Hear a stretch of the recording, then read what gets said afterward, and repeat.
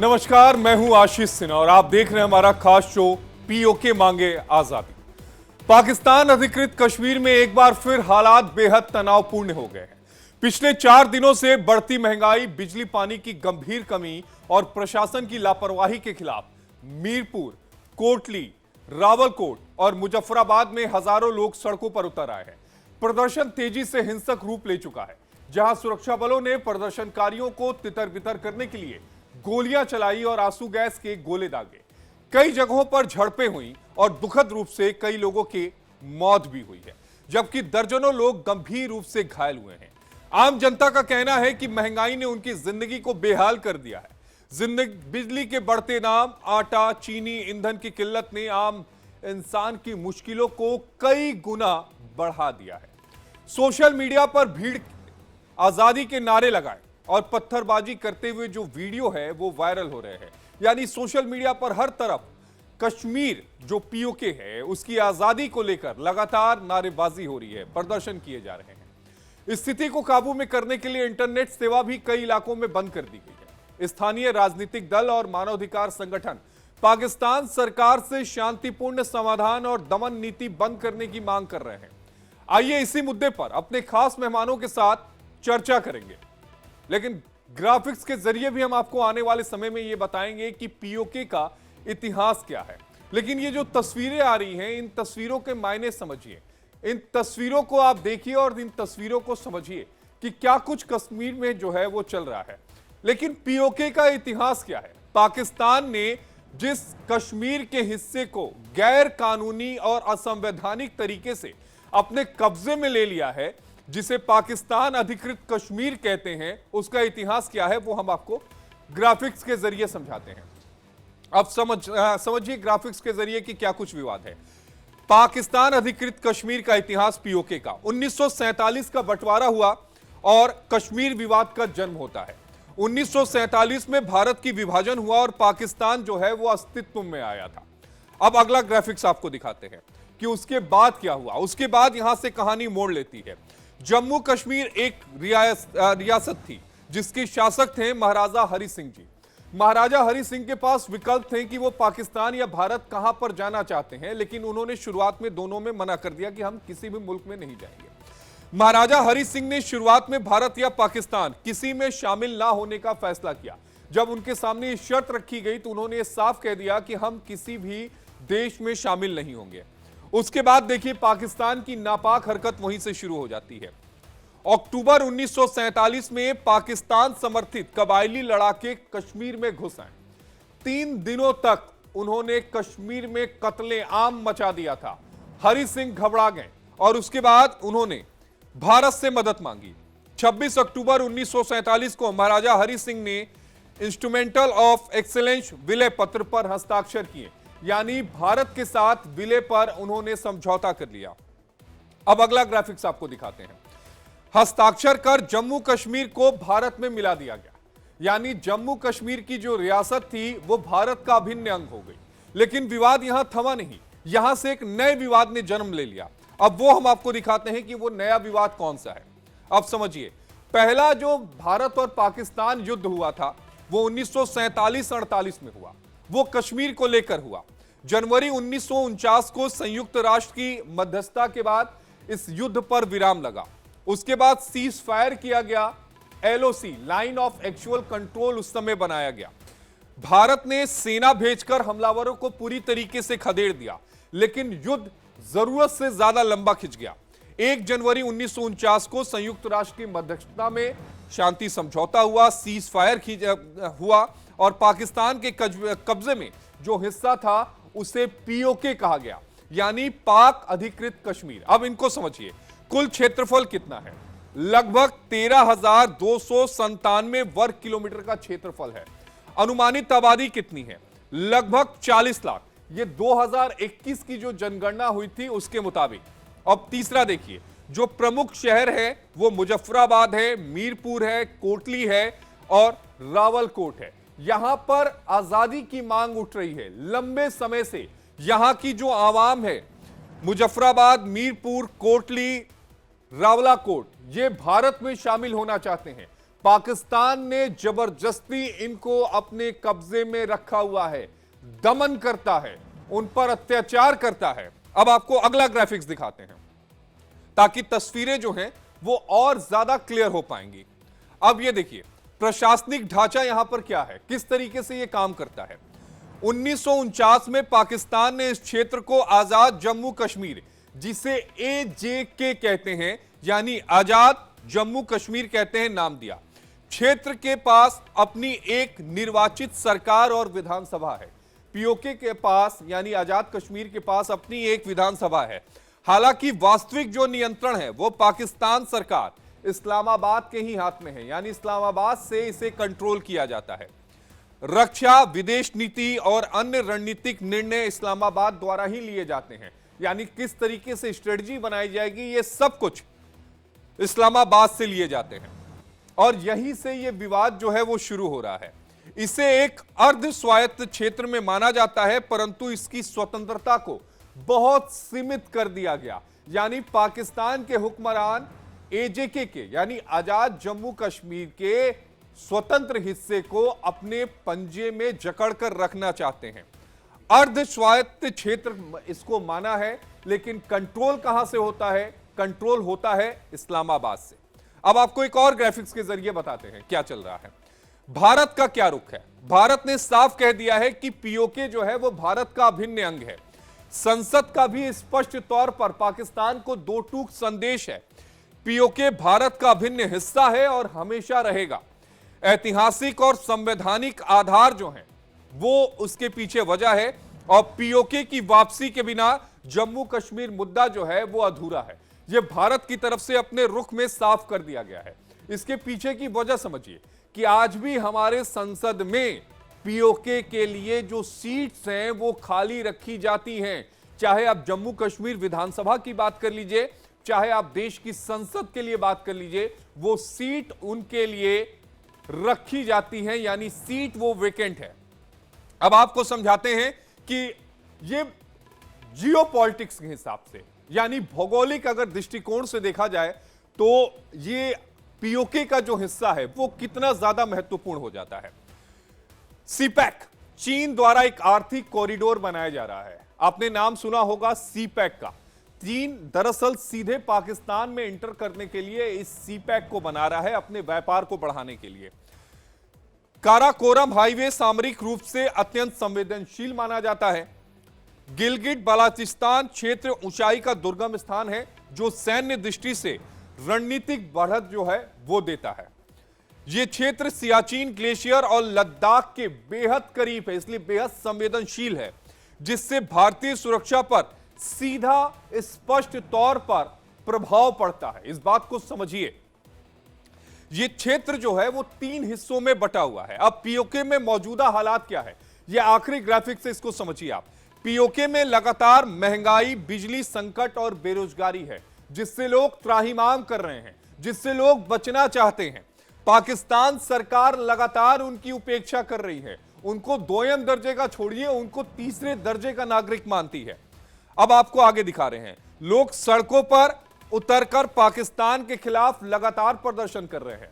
ये प्रदर्शन अभी शुरू नहीं हुए हैं, ये प्रदर्शन पिछले कई सालों से चल रहे हैं। और आपको यह भी बता दूं कि पाकिस्तान आर्मी का कोई सदस्य अगर POK के हिस्से में जाता है तो उसको पत्थर मारे जाते हैं।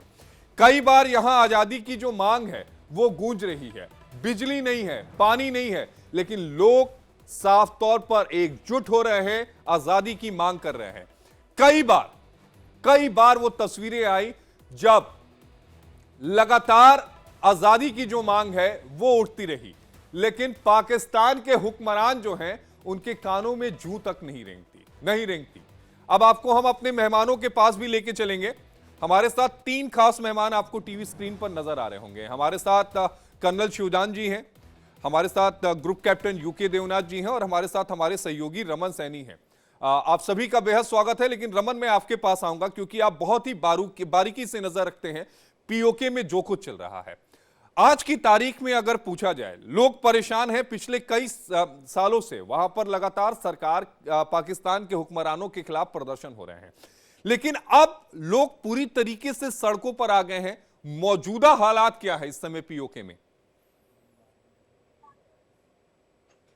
यहाँ बिल्कुल आशीष, देखिए जो मौजूदा हालात हैं वो बहुत ज्यादा बद से बदतर हैं, क्योंकि पिछले 4 दिनों से जिस तरीके से प्रदर्शन जो है वो पूरे पीओके में जो है वो चल रहे हैं, चाहे वो रावलाकोट का इलाका हो, चाहे वो मुजफ्फराबाद का इलाका हो, या फिर बाग इलाका जो है वो पुंछ के बिल्कुल सामने पड़ता है वो इलाका हो, कोटली का इलाका हो, क्योंकि आपको मालूम है कि ये पूरा जो मुहिम है, पूरा जो प्रदर्शन की शुरुआत है वो राजौरी के ठीक सामने जो कोटली का इलाका पड़ता है वहीं से इसकी मुहिम 4 दिन पहले शुरू हुई थी, जिसको कुचलने के लिए पाकिस्तान की सेना की तरफ से अंधाधुंध फायरिंग जो है वो प्रोटेस्टर्स पर की गई, जिसमें कई लोगों की मौत हो गई, कई लोग जो है वो जख्मी हो गए। उसके बाद कल का दिन जो था वो बहुत ज्यादा हलचल वाला दिन था, क्योंकि बाकायदा जो ज्वाइंट अवामी ज्वाइंट एक कोऑर्डिनेशन कमेटी बनाई गई है, उसके तहत पूरे पीओके के अंदर बंद का आह्वान किया गया था। और कल हमने देखा कि हिंसक झड़पें जो है वो कोटली के इलाके में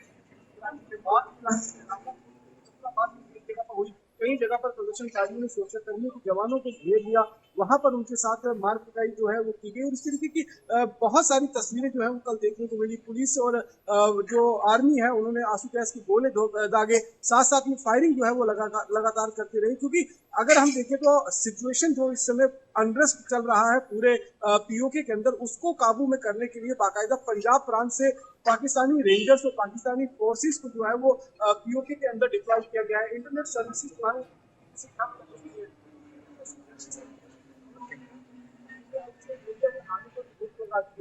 पूरा इलाका जो है छावनी में बदल दिया गया है। हालात अगर आप देखेंगे तो बद से बदतर होते जा रहे हैं। अभी आपने एक चीज बताया कि 1947 में जब पाकिस्तान ने नाजायज कब्जा इस पर किया था, तब इस क्षेत्र का नाम जो है वो आजाद कश्मीर रखा था। लेकिन आज की तारीख में अगर आप देखेंगे तो साउथ एशिया में इस इलाके से ज्यादा गुलाम कोई क्षेत्र नहीं हो सकता है, क्योंकि यहाँ पर पाकिस्तानी सेना के जवान, रेंजर्स, पुलिस ऑफिसर जो है वो मनमानी करते हैं।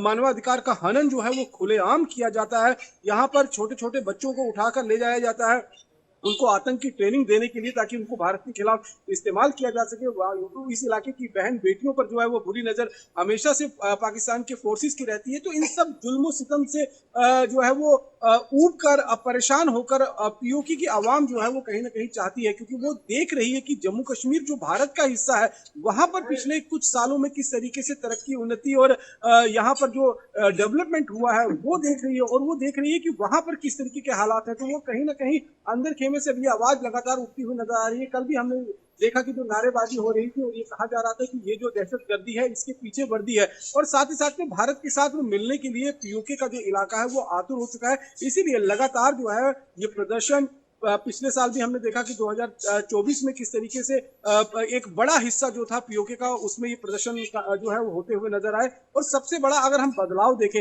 इस साल हमने एक चीज देखा कि जब ऑपरेशन सिंदूर को अंजाम दिया गया था, उसके बाद इस इलाके में जब आतंकी संगठन लश्कर ए तोयबा जो है वो अपने कुछ गतिविधियों को अंजाम देने की कोशिश कर रहा था, जब वहां पर, तो वहां के लोगों ने ही उनको वहां से खदेड़ दिया। यानी कि वो लोग ऊब चुके हैं, उनको मालूम है कि पाकिस्तान उनको एज ए शील्ड के रूप में इस्तेमाल कर रहा है, ह्यूमन शील्ड की तरह इस्तेमाल कर रहा है। क्योंकि जब भारतीय सेना की तरफ से कार्रवाई होती है तो अंतर्राष्ट्रीय समुदाय में जाकर कह रहा है कि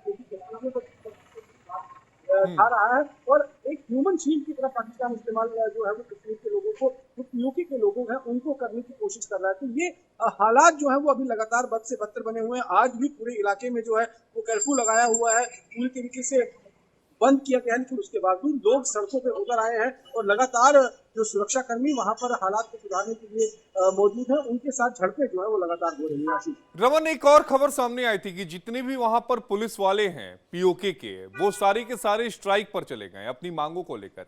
इतना ही नहीं, जितने भी महत्वपूर्ण संस्थान हैं, चाहे आप सचिवालय की बात कर लीजिए, चाहे डैम की बात कर लीजिए, वो सब वहां से अपने आप को रुखसत कर चुके हैं, और वो सब इस समय भगवान भरोसे है। क्या हालात चल कर के रहे हैं, क्या मांगे हैं इनकी, जिसको लेकर वो लगातार प्रदर्शन कर रहे हैं? और इस तरह की इतने बड़े पैमाने पर अगर 7-8 हजार पुलिसकर्मी एक साथ स्ट्राइक पर जाते हैं, कोई बात तो होगी। यह बिल्कुल आशीष, देखिए ये केवल पीओके के ही नहीं, बलूचिस्तान में भी सेम इसी तरीके के हालात जो है वो बने हुए हैं। और जो लोकल वहां पर सिक्योरिटी फोर्सेस या पुलिस के अंदर भर्ती है, उन्होंने अपने ही लोगों के खिलाफ जो है वो हथियार उठाने को लेकर जो है वो पूरी तरीके से मना कर दिया, इसलिए वो स्ट्राइक पर चले गए हैं। पीओके में भी ये हालात बने हुए हैं, बलूचिस्तान में भी हालात बने हुए हैं। अगर इनकी मांगों की बात करें तो बेसिक एम्यूनिटीज थी, राशन को लेकर आटा जो है वो जिस तरीके से वहां 300 रुपए किलो जो है मिलता है, उसको सब्सिडाइज रेट में देने की बात जो है वो पीओके के लोग जो है वो लगातार मांग कर रहे हैं। हमने कहा कि वहां पर देखिए पानी बेशुमार है, क्योंकि जो इंडस वाटर ट्रीटी हुआ, एक जो दोनों देशों के बीच में इंडस वाटर ट्रीटी हुई थी, भारत से जितना भी पानी जाता है वो पीओके के रास्ते ही पंजाब और अलग अलग क्षेत्र के अंदर जो है वो दाखिल होता है। तो इन वाटर बॉडीज के ऊपर, इन नहरों नदियों के ऊपर बहुत सारे हाइड्रो प्रोजेक्ट जो है वो पाकिस्तान ने बनाकर रखे हैं। तो बिजली का उत्पादन जरूर वहां होता है, लेकिन वो बिजली का उत्पादन पाकिस्तान के पंजाब प्रांत में सप्लाई किया जाता है। पीओके के लोगों को वो बिजली जो है वो सिर्फ नाम मात्र मिलती है, और वो भी जो बिजली मिलती है उसके एवज में बहुत ज्यादा बिल जो है वो उनको सौंपा जाता है। तो ये जुल्म जो है वो लगातार उन लोगों पर हो रहा है। एडमिनिस्ट्रेशन लेवल पर उनके साथ लगातार कोताही बरती जा रही है, उनके साथ भेदभाव हो रहा है, उनके लोगों को प्राथमिकताएं जो नौकरियों में मिलनी चाहिए वो नहीं मिल पाती है। तो ये सारी तमाम जो चीजें थी, छोटी छोटी जो रेगुलर रोजमर्रा की जो एम्यूनिटीज की जो चीजें थी, उनसे ये प्रदर्शन शुरुआत हुई थी। और लेकिन जब देखा कि पाकिस्तान की दमनकारी नीति, पाकिस्तान ने जब वहां पर फोर्सेस ने हथियार डाल दिए, वहां के लोकल लोगों ने अपने ही लोगों के खिलाफ बंदूक या हथियार उठाने से मना कर दिया, तो पंजाब प्रांत से और इस्लामाबाद से फोर्सेस को, रेंजर्स को, पाकिस्तानी आर्मीज को जो है वो यहाँ पर भेजा गया है, ताकि वो यहाँ पर आकर स्थिति को कंट्रोल कर सके और इन लोगों पर जो है वो दबाव बनाया जा सके। इसीलिए मैं बता रहा हूँ कि पूरा जो पीओके का इलाका है वो इस समय पाकिस्तान के इलाके से कट ऑफ कर दिया गया है, उसको छावनी में तब्दील कर दिया गया है। इंटरनेशनल मीडिया जो पीओके को कवर करता है उस पर आने, उसे वहां पर आने पर जो है पूरी तरीके से रोक लगा दी गई है। अंदर की खबर कोई बाहर ना जा सके, इसको देखते हुए इंटरनेट सर्विसेज जो है वो पूरी तरीके से बंद कर दी गई है। तो इस समय लगातार हालात जो है वो चिंताजनक बने हुए हैं, और भारत सरकार की भी नजर जो है वो लगातार इन हालातों पर बनी हुई है। क्योंकि एक सबसे बड़ा, अगर हम देखें कि जब जब इस तरीके का गृह युद्ध पाकिस्तान के अंदर छिड़ता है, तो पाकिस्तान अटेंशन डाइवर्ट करने के लिए लाइन ऑफ कंट्रोल के इलाके में युद्ध विराम का उल्लंघन शुरू कर देता है। इसीलिए भारतीय सेना की नजरें जो है वो बहुत पहले रखी हुई है उस इलाके के अंदर, कहीं अटेंशन डाइवर्ट करने के लिए, मीडिया का अटेंशन डाइवर्ट करने के लिए और लोगों का अटेंशन डाइवर्ट करने के लिए एक बार फिर पाकिस्तान जो एलओसी का फ्रंट है उसे ना खोल दे, ताकि उसके बहाने वहां के हालात को काबू करने की कोशिश उसकी तरफ से की जाएगी। जी तो बिल्कुल, ये आप बहुत जी सीरियस कंसर्न जो है वो इंडिया के हवाले से भी इस समय बना हुआ है। बिल्कुल आप सही कह रहे हैं। एक बार कर्नल शिवदान जी के पास में जाना चाहूंगा। और कर्नल शिवदान जी, अभी जो रमन जिक्र कर रहे थे, उन्होंने बड़ी खूबसूरत बात कही। उन्होंने कहा कि इसे नाम जरूर आजाद कश्मीर दे दिया गया, लेकिन ये कभी आजाद था नहीं। और आज की तारीख में जो पाकिस्तान के सबसे गुलाम क्षेत्र, चाहे अगर हम बलूचिस्तान की बात करें, चाहे पीओके की बात करें, तो ये एकदम बिल्कुल सिमिलर है। चाहे बलूचिस्तान की कंडीशन की बात करें या पीओके की आप बात कर लें। देखिए, ये बिल्कुल सत्य है कि जो ऑक्युपाइड कश्मीर है वो 2वें दर्जे का स्टेटस नहीं बल्कि 3रे दर्जे का स्टेटस पा रहा है पाकिस्तान, जो पाकिस्तान के सामान्य नागरिक को प्राप्त है।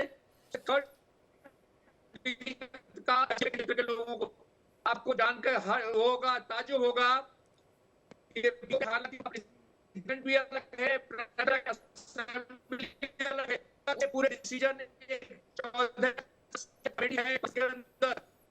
जो की सरकार नियुक्त करती है वो 14 मेंबरी कमेटी पूरे डिसीजन पीओके लेती है, जिसमें 6 सदस्य पाकिस्तान के और उसमें 8 सदस्य जो हैं पीओके के हैं। मगर उन 8 सदस्यों की कोई वैल्यू नहीं है, पूरे के पूरी वैल्यू उन 6 सदस्यों की है। वो पूरे डिसीजन पीओके के बारे में लेते हैं, क्या होना चाहिए क्या नहीं होना चाहिए। इसके अलावा पीओके में जितने भी प्रोजेक्ट चल रहे हैं उनका किसी का भी लाभ पीओके की नागरिक जनता को नहीं दिया जा रहा है। जैसे कि आप जानते हैं वहां पर इतने पावर प्रोजेक्ट्स हैं, 3 पावर प्रोजेक्ट काम कर रहे हैं, मगर फिर भी पीओके की जनता को बिजली की सुविधा उतनी नहीं मिल रही जितनी पाकिस्तान की आम जनता को मिल रही है। वहां का जो पाकिस्तान की आम जनता को आटे पर सब्सिडी है और चीजों पर सब्सिडी है, मगर वही सब्सिडी पीओके की जनता को नहीं मिल रही है। इस प्रकार से पीओके की जनता को पूरी तरह गुलाम बना के रखा हुआ है। और साथ साथ में जितने भी आतंकवादी कैंप है पाकिस्तान के, उनके 90% कैंप्स पीओके में लोकेटेड हैं। जो कैंपों में जो आतंकवादी ट्रेन होते हैं, उसके अलावा वो लोकल क्षेत्र में भी अपना आतंक फैला के जनता को आतंकित करते हैं। इस कारण से पीओके जो है एक बहुत ही ऑर्गेनाइज क्षेत्र बन गया है पाकिस्तान के अंदर, जिसमें कि कोई सरकार नाम की चीज नहीं है, कोई विकास का कोई उत्साह नहीं है। इसलिए वहां की जनता अपने पड़ोस में भारतीय कश्मीर को देख करके बहुत ही उत्तेजित है, और वो भी अपना यही हालात चाहती है जो भारतीय कश्मीर की है। इसलिए बार बार वहां पर मांग उठ रही है कि हम भारत में विलय होना चाहते हैं, और हमारे रक्षा मंत्री ने खुद कहा है कि वो दिन दूर नहीं है जो पीओके की जनता खुद पाकिस्तान में विलय होने के लिए बोलेगी। जाहिर तौर पर तो बिल्कुल आप सही कह रहे हैं बहुत कि ही- जब पाकिस्तान की जनता जो है, पीओके की जनता तो लगातार लंबे समय से कह रही है, लेकिन एक रिएक्शन यहाँ पर यूके देवनाथ जी आपका लेना चाहूंगा। जो इस समय हालात बने हुए हैं, आपको क्या लग रहा है ये किस तरफ जाते हुए नजर आ रहे हैं? ये पूरा मूवमेंट किस तरफ जाता हुआ नजर आ रहा है? आशीष जी, आजादी के बाद से ही पाकिस्तान की जो एस्टेब्लिशमेंट है उसने बंदूक के नोक पर पीओके को रूल करने की कोशिश की है। पीओके के लोगों को इतना ज्यादा इग्नोर किया गया है कि आज पीओके के लोग जो हैं वो पाकिस्तान से आजाद हो जाना चाहते हैं। पाकिस्तान की एस्टेब्लिशमेंट, वहाँ की आर्मी, आईएसआई, और वहां पर कोई भी सरकार हो, चाहे पीवीपी की सरकार हो, चाहे पीटीआई की सरकार हो, या अभी पीएमएल-एन की सरकार है, ये सब सोचते हैं कि पीओके के ऊपर राज करेंगे। उन्होंने कभी भी पीओके के लोगों को अपना भाई नहीं समझा, बराबरी का दर्जा नहीं दिया। अभी जो ये मूवमेंट चल रही है अवामी एक्शन कमेटी की, ये सुगबुगाहट तो काफी पहले से ही थी। अभी जो इन्होंने 38 पॉइंट दिए हैं, अगर आप देखें 38 पॉइंट तो ज्यादातर काफी समय से चल रहे हैं। सबसे बड़ी बात है कि इनमें से ज्यादातर जो पॉइंट्स हैं इतने छोटे छोटे पॉइंट हैं कि पाकिस्तान की सरकार अगर चाहे तो उनको आसानी से मांग सकती है। क्या मांग रहे हैं? कुछ भी नहीं मांग रहे। ये बोल रहे हैं मंगला डैम में बिजली पैदा होता है पीओके के, वो इनको सस्ती में दी जाए। नीलम डैम में बिजली पैदा होता है, वो इनको सस्ती में दी जाए। मजे की चीज है कि ये सारे डैम्स और इंफ्रास्ट्रक्चर्स बिजली जो पैदा करते हैं पीओके में, लेकिन पीओके के लोगों को 1 यूनिट के लिए 22 रुपए देना पड़ रहा है। तो ये बहुत ही वाजिब रिक्वायरमेंट है उनकी। अब जो ये हम देखते हैं कि रोज ही वहां पर प्रदर्शन हो रहे हैं, मीरपुर में हो रहे हैं, कोटली में हो रहे हैं, रावलकोट में हो रहे हैं, केरान में हो रहे हैं। इन प्रदर्शनों को कंट्रोल करना बहुत आसान है। वो इस तरह से कि वहां की जो लोकल एडमिनिस्ट्रेशन है उसको पूरा हक दिया जाए कि वही वहां पर कंट्रोल रखें। हो क्या रहा है कि बाहर से पुलिस भेजी जाती है, बाहर से रेंजर्स को भेजा जाता है, पंजाब से आर्मी को भेजा गया है कंट्रोल करने के लिए। वहां नाम के वास्ते फ्रंटियर कांस्टेबलरी को डिप्लॉय करते हैं, जो कि लोकल लोगों से डरकर पोस्ट छोड़कर भाग जाते हैं। दुनिया के सभी देशों में क्या किया जाता है कि लोकल एडमिनिस्ट्रेशन, जिसमें लोकल पुलिसिंग भी है, लोकल गवर्नर्स भी है, डिसिप्लिन एनफोर्सिंग है, वो लोकल लोगों के हाथ में छोड़ दिया जाता है ताकि वो आपस में मिलजुल कर एक डिसिप्लिन में रहें।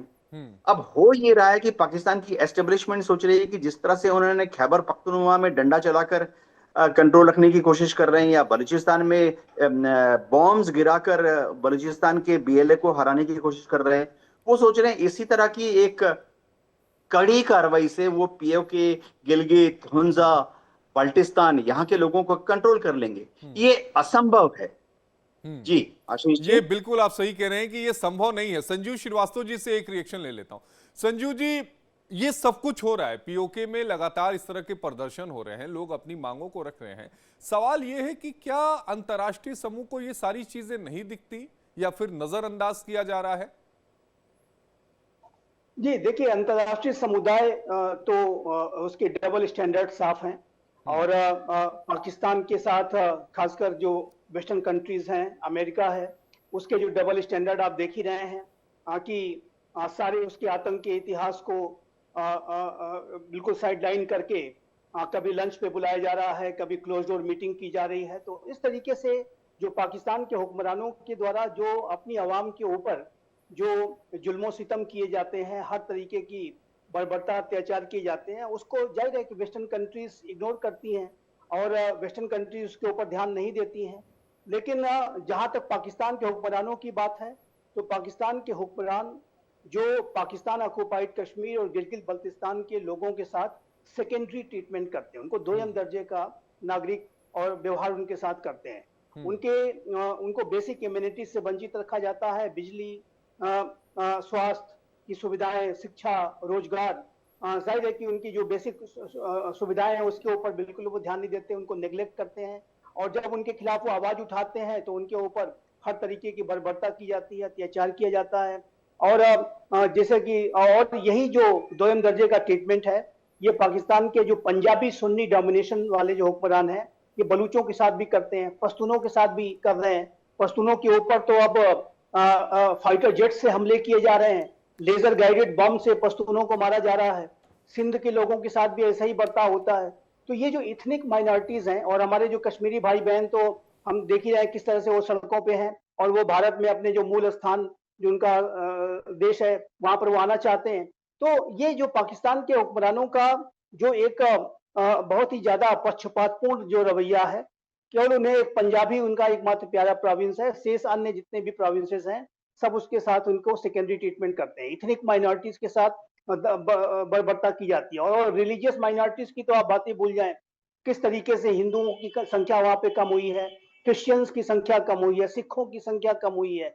तो ये पाकिस्तान के हुक्मरानों की ये जो नीतियां हैं, वो अल्टीमेटली मेरा ऐसा आशीष जी मानना है कि ये पाकिस्तान के कई भागों में विखंडन का कारण बनेगा। और वो दिन आएगा, ये पाकिस्तान के जो हुक्मरान हैं, ये अमेरिका के बल पर और कुछ चंद तथाकथित एक दो मित्रों के बल पर किसी तरह से सर्वाइव कभी कभी कर जाते हैं, लेकिन इनकी जो अपने राष्ट्र के लोगों के ऊपर ही जो बर्बरता अत्याचार है, वो उनके अल्टीमेट जो डिसइंटीग्रेशन का, उनके विखंडन का कारण बनेगा।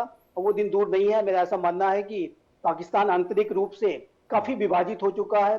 अब देखिए, वहां पे जब पंजाब के जो लोग हैं बलूचिस्तान में जाते हैं तो बलूच लोग पंजाबियों पर हमले कर देते हैं।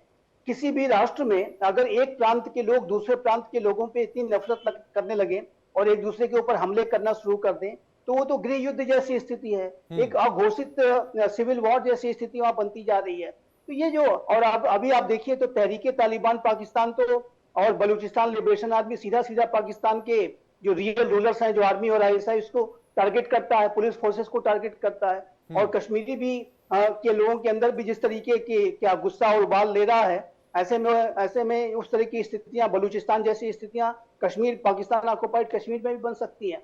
तो ये जो पूरी स्थिति है, ये जाहिर है कि पाकिस्तान को कई भागों में विभाजित करेगी। और इसके लिए पाकिस्तान के जो रियल रूलर्स, वहाँ की आर्मी और जो भ्रष्ट पॉलिटिशियंस हैं, और उनका जो सेकेंडरी ट्रीटमेंट है हमारे जो कश्मीरी लोगों के प्रति, वो उसके लिए जिम्मेदार होगा। और उसके अलावा अन्य जो भागों में जो विद्रोह और अलगाववाद की जो मांग चल रही है, उसके लिए भी यही जो पाकिस्तान के हुक्मरानों की सेकेंडरी ट्रीटमेंट की जो नीति है, वही जिम्मेदार है। बिल्कुल, आप सही कह रहे हैं। और हमारे साथ डॉक्टर अमजद अयूब मिर्जा साहब भी जुड़ गए हैं, एक्टिविस्ट हैं पीओके के। अमजद साहब, आपका बहुत शुक्रिया, आपने अपना कीमती समय दिया।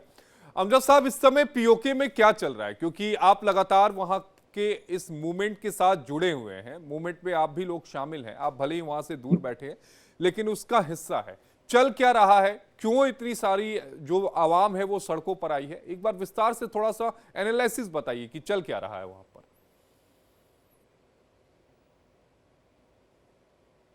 सबसे पहले तो मेरा आप सबसे ये सवाल है कि क्या आप पाकिस्तानी ऑक्युपाइड जम्मू कश्मीर और गिलगित बल्तिस्तान को भारत का अटूट अंग मानते हैं कि नहीं मानते हैं? इसका जवाब दें। 4 लोग आप बैठे, सर हिला के जवाब दें, मानते हैं या नहीं।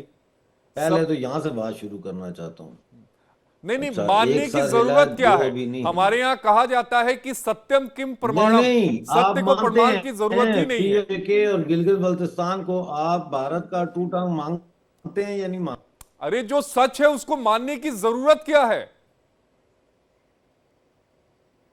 आप गोलमोल बात क्यों कर रहे हैं? आप सीधी बात करें। हम ठीक है, संजीव श्रीवास्तव जी, एक एक करके बोल लेते हैं। संजीव श्रीवास्तव जी, पहला रिएक्शन आपका। ये देखिए, ये तो बात भारत के संविधान, भारत की संसद में प्रस्ताव पास करके ये तो स्थापित किया जा चुका है कि वो उसका पार्ट है।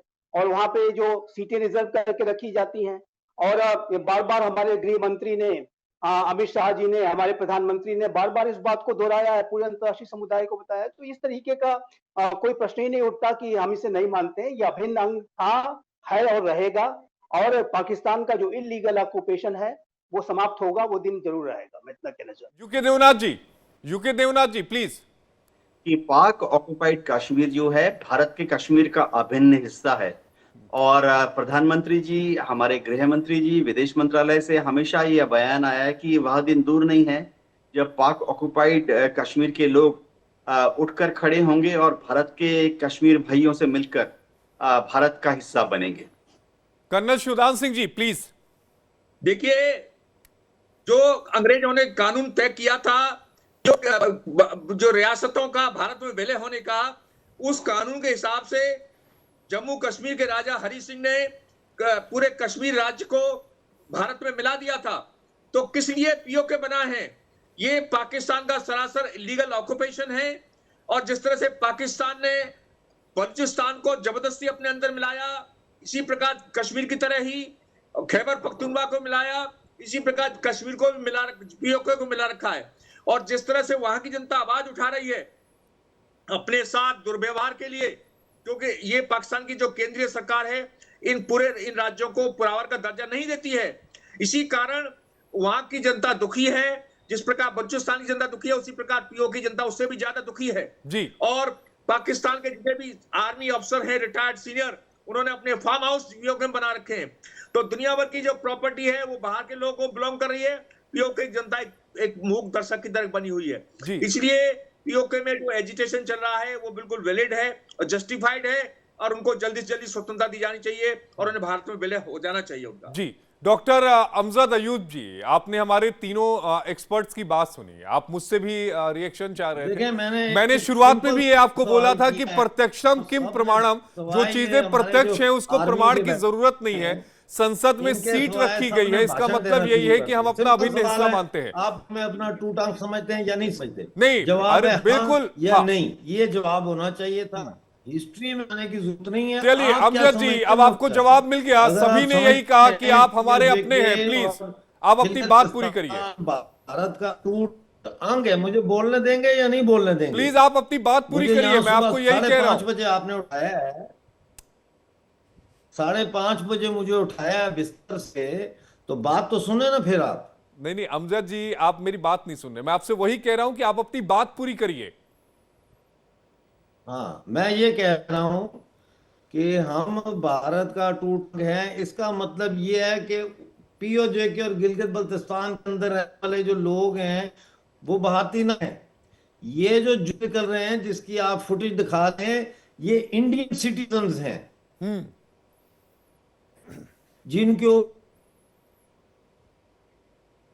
ऊपर लाठी चल रही है, जिनके ऊपर रावलपिंडी में गुंडे लाए गए हैं जो स्ट्रेट फायर कर रहे हैं पिस्तौलों से। आप ये हटाएं, फुट मुझे दिखाएं आप।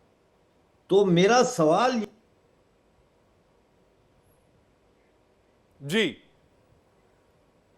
डॉक्टर अमजद अयूब साहब का मुझे लग रहा है कि कुछ नेटवर्क का इशू आ रहा था, वो फ्रेम चला गया। मैं फिर से आपके पास आऊंगा। यूके देवनाथ जी, आप अमजद अयूब साहब को सुन रहे थे, बड़ी उम्दा बात उन्होंने कही कि ये सारे भारतीय लोग हैं जिन पर अत्याचार किया जा रहा है, जिन पर अत्याचार हो रहा है। अब सवाल ये उठता है कि इसमें अब भारत सरकार का रुख क्या हो सकता है? भारत सरकार ने बार बार यह इंडिकेशन दिया है कि वहां के लोग यानी पीओके के लोग खुद अपनी मर्जी से भारत के कश्मीर में विलय की मांग करेंगे और एक दिन भारत के कश्मीर का हिस्सा हो जाएंगे। कुछ लोग सोशल मीडिया में ये भी कह रहे हैं कि शायद हम फौज का इस्तेमाल करके ऐसा कर सकते हैं। देखिए, भारत सरकार ने, विदेश मंत्रालय ने और रक्षा मंत्रालय ने बहुत क्लियर किया हुआ है कि फिलहाल भारत सरकार की कोई मंशा नहीं है कि हम फौज का इस्तेमाल करके पीओके को भारत में मिला लें। ये हम पीओके के लोगों के ऊपर छोड़ रहे हैं और बहुत जल्दी ही, आशीष जी आप मानिए, वहां पर इतनी ज्यादा अशांति है, वहां के लोग जब भारत के कश्मीर के साथ अपनी तुलना करते हैं तो देखते हैं कि वो पीछे छूट गए हैं। भारत के कश्मीर में आम दूर दूर के गांव तक अब सड़कें बन गई हैं, मोबाइल कनेक्शन है, अस्पताल बन गए हैं, स्कूल बन गए हैं, रोजगार के अवसर खोल दिए गए हैं। सबसे बड़ी बात है कि भारत के कश्मीर के जो बच्चे हैं, युवा हैं, वो देश भर में MBA कर रहे हैं, IIM ज्वाइन कर चुके हैं। सारी IITs में अगर आप देख लें तो हर IIT में कश्मीर के युवा बच्चे और बच्चियां पढ़ाई लिखाई कर रहे हैं। तो जो आजाद कश्मीर है, पीओके जो है वो हमारा हिस्सा बनेगा। एक नेचुरल प्रोसेस होता है, थोड़ा समय लगता है। इसमें हम अगर जोर जबरदस्ती करने की कोशिश करेंगे तो वो बैकफायर हो जाएगा। वो बैकफायर हो जाएगा, बिल्कुल सही कह रहे हैं। लेकिन संजीव श्रीवास्तव जी, जब अगर हम बात 1949 की करें तो हम युद्ध जीत रहे थे, हमने पाकिस्तान को खदेड़ दिया था। यूएन में ले जाना क्या भारत सरकार की तरफ से उस समय चूक थी? निसंदेह ये एक चूक थी, और ये बायलैटरल इशू ही है, और इस तरीके का प्रपोजल वहां ले जाने का कोई आशय नहीं था। लेकिन वो सारी जो एक अब इतिहास का पार्ट है, लेकिन समस्या जो वर्तमान समय में जो भी कश्मीर का जो विषय है वो नितांत जो है बायलैटरल इशू है। उसमें न तो यूनाइटेड नेशंस का और न तो किसी राष्ट्र का, किसी तीसरे राष्ट्र का कोई उसमें रोल हो सकता है। शिमला समझौते में और लाहौर डिक्लेरेशन में ये सारी बातें अब क्लेरिफाई की जा चुकी हैं, और वो जो एक जो चूक हुई सो हुई। लेकिन जाहिर है कि भारत ने जो अपनी जो एक जो सही जो पोजीशन है वो इस विषय पर ली, और पाकिस्तान को भी इसके लिए हमने सहमत होने पर मजबूर किया। जो शिमला समझौता हुआ था उसमें पाकिस्तान भी सिग्नेटरी है, उसने भी इस बात को माना है कि ये मसला सिर्फ बायलैटरल ही है, इसका तीसरे पक्ष से कोई लेना देना नहीं है। लाहौर डिक्लेरेशन में भी प्राइम मिनिस्टर वाजपेयी जब लाहौर बस यात्रा पर गए थे तो उसमें भी इस बात को माना गया कि ये जो मुद्दा है सिर्फ बायलैटरली है। तो इस विषय का जो समाधान है वो सिर्फ द्विपक्षीय हो सकता है। और इसमें एक बात मैं कहना चाहता हूँ कि अब भारत और पाकिस्तान के संबंधों के संदर्भ में एकमात्र कोई विषय बचा हुआ है, जो वो ये है कि पाकिस्तान ऑक्युपाइड कश्मीर और गिलगित बल्तिस्तान का भारत में जो विलय है वो कब होगा, पाकिस्तान अपना इलीगल ऑक्युपेशन कब त्यागेगा। सिर्फ यही एकमात्र विषय बचा हुआ है। जम्मू एंड कश्मीर का जो भारत के पास है, जाहिर है कि वो भारत का नितांत आंतरिक मामला है। उस पर अब कोई निगोशिएशंस, कोई बातचीत भारत के चाहे आर्टिकल 370 हो या 35A हो, हमने क्यों किया, किस लिए किया, ये सारा जो विषय है ये भारत का अपना विषय है। पाकिस्तान का, किसी अन्य राष्ट्र का इसमें कोई लोकस स्टैंडाई नहीं है। लेकिन अगर कोई एक विषय बचा हुआ है तो यही कि जो पाकिस्तान ऑक्युपाइड कश्मीर और गिलगित बल्तिस्तान का जो विलय है, जैसा कि महाराजा हरि सिंह ने जो इंस्ट्रूमेंट ऑफ एक्सेशन के तहत ये जो पूरा भाग है ये भारतीय भाग है, और ये भाग भारत में कब मिलेगा, यही एकमात्र विषय भारत और पाकिस्तान के बीच में बचा हुआ है। और मेरा ऐसा मानना है कि जब कभी भी पाकिस्तान को थोड़ी सद्बुद्धि आएगी और वो आतंकवाद के ऊपर जो है एविडेंस बेस्ड एक्शन यदि वो कभी लेंगे, और कभी भारत और पाकिस्तान के बीच में कोई बातचीत शुरू हुई तो वो बातचीत में सिर्फ एक ही विषय होगा, वो है पाकिस्तान ऑक्युपाइड ऑक्युपाइड कश्मीर और गिलगित बल्तिस्तान का भारत में विलय, और इसी के ऊपर बातचीत होगी। और ये बात भारत की सरकार की तरफ से स्पष्ट की जा चुकी है। नहीं, लेकिन यूके देवनाथ जी, आपको लगता है कि बातचीत के जरिए पाकिस्तान जो है वो पीओके का हिस्सा देने के लिए राजी हो जाएगा? आशीष जी, देखिए, दो तीन मुद्दे हैं। एक तो है कि किसी भी दूसरे देश को या संस्था को इस बातचीत में हम शामिल नहीं करना चाहते। जैसा कि संजीव श्रीवास्तव जी ने कहा, यह मुद्दा भारत और पाकिस्तान के बीच में है। दूसरी बात है कि अगर बातचीत नहीं करेंगे तो दूसरा तरीका है आर्म ट्विस्टिंग।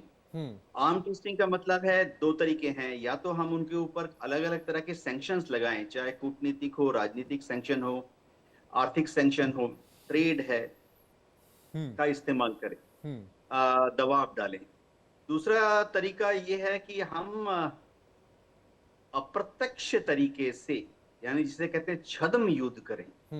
तो डायरेक्ट वॉरफेयर जो है वो रूल आउट कर दिया गया है। विदेश मंत्रालय किसी भी तरह से राजी नहीं होगा, पहले भी नहीं था, आज भी नहीं है, भविष्य में भी विदेश मंत्रालय से क्लियरेंस कभी नहीं आएगी।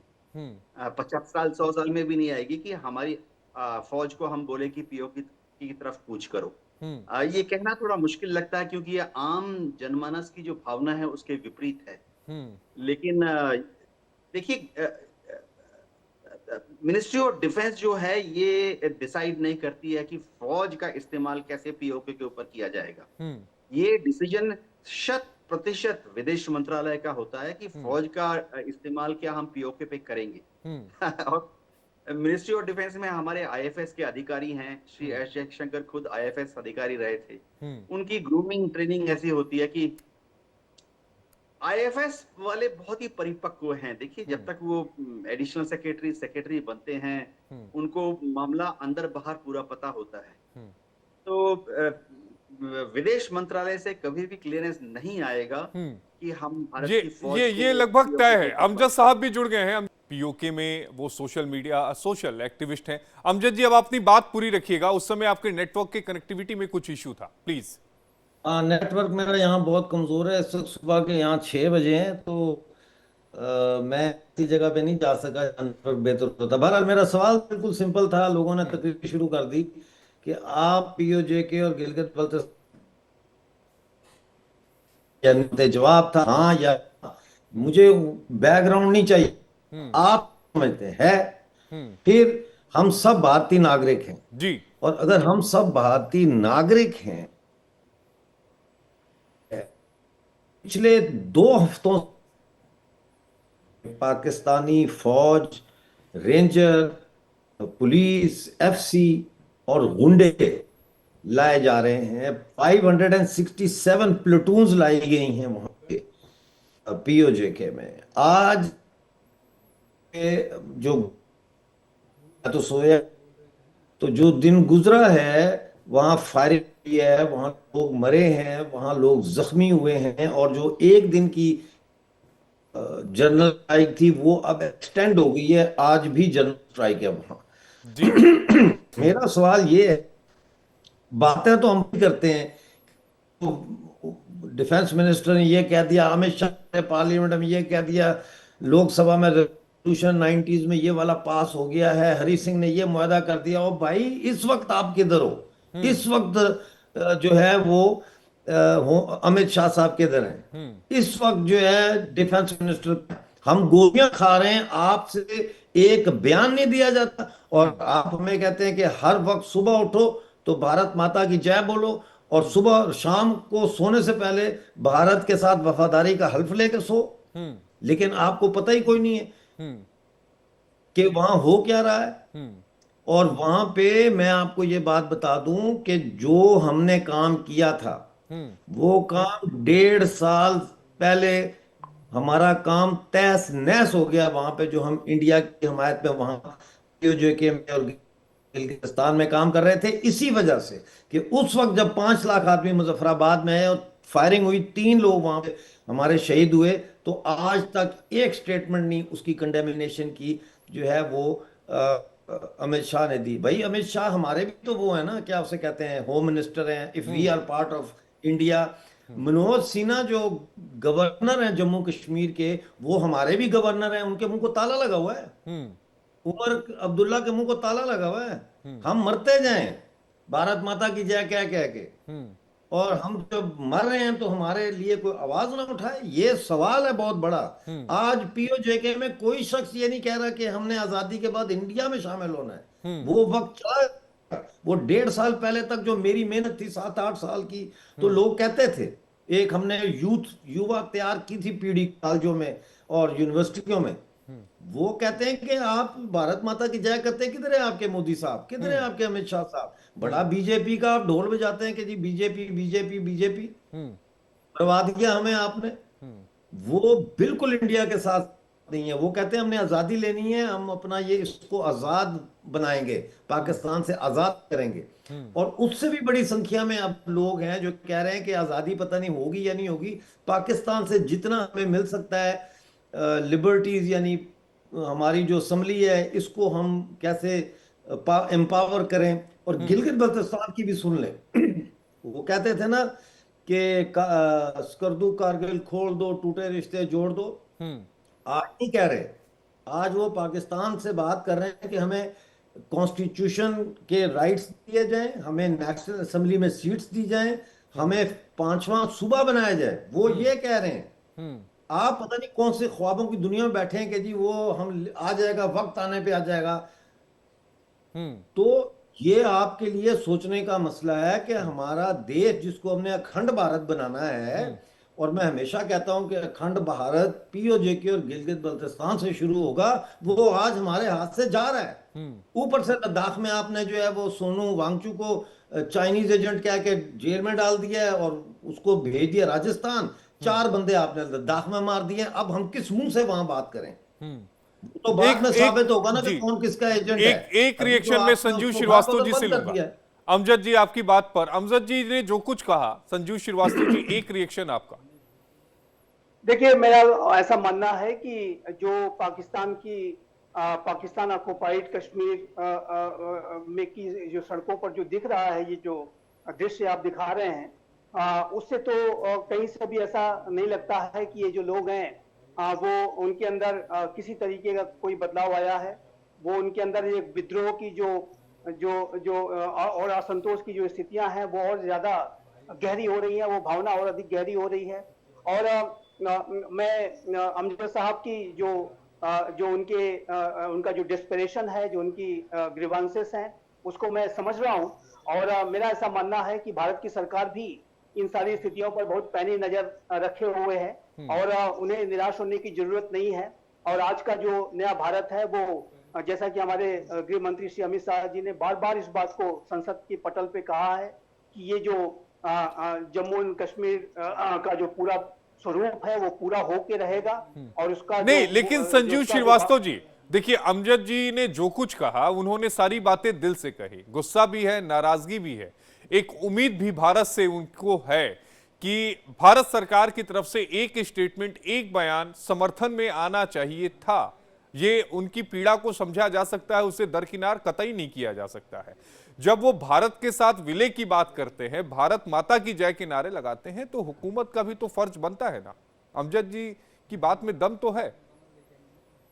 देखिए, बयान देने से ही मात्र काम नहीं चलेगा। बयान भी दिए गए हैं, जैसा कि मैंने बताया कि संसद में बयान दिए गए हैं, हमारे प्राइम मिनिस्टर ने बयान दिए हैं, तमाम समय समय पर बयान दिए जाते हैं। तो बयानबाजी से मात्र काम नहीं चलेगा, इसके लिए ठोस एक्शन की आवश्यकता है और उसका समय आएगा और वो परिस्थितियां बन रही हैं।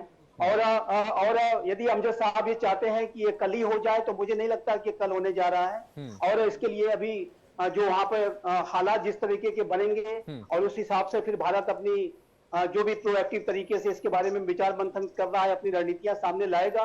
ये रणनीतियां जाहिर है कि बनाई जा रही हैं। ये पहले के समय की सरकार नहीं है कि वहां इसके बारे में हम नहीं सोचते हैं। आज की सरकार इसके बारे में बहुत गहराई के साथ सोचती है। ठीक है अमजद जी, एक रिएक्शन आपका, फिर मैं यूके देवनाथ जी आपके पास आऊंगा। अमजद जी प्लीज। यार ये बातें हमने बहुत सुनी है।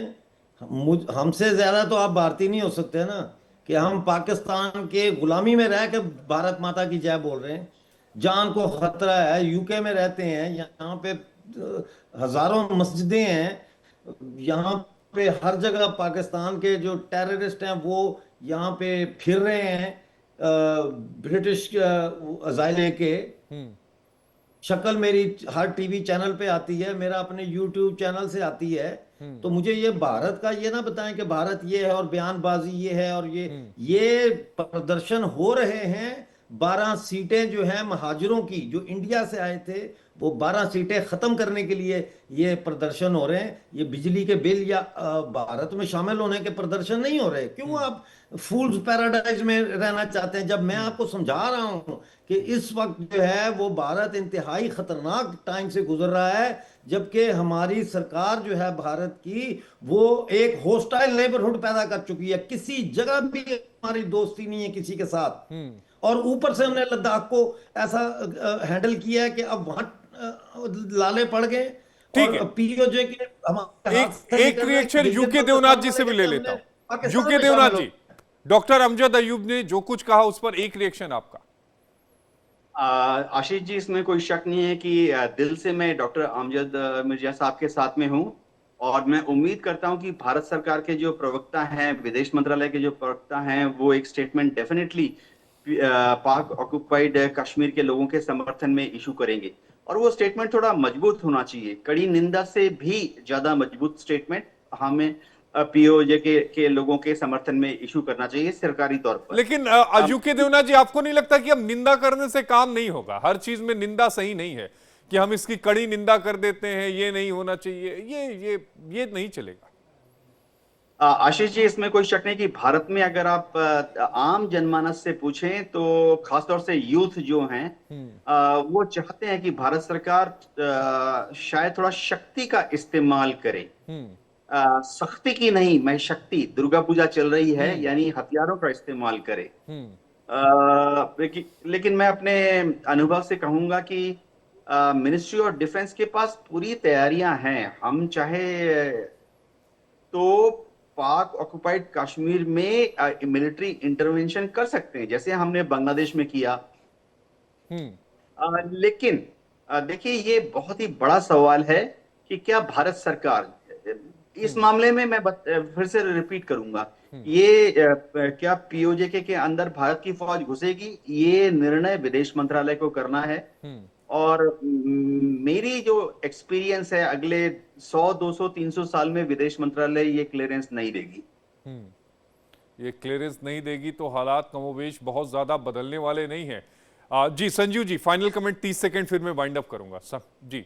देखिए, एक बात मैं अमजद साहब की मैंने बात सुनी, भारत की देखिए विदेश नीति जो हमारी नेबरहुड फर्स्ट की पॉलिसी है बहुत सफल है, इसके ऊपर कोई सवालिया निशान।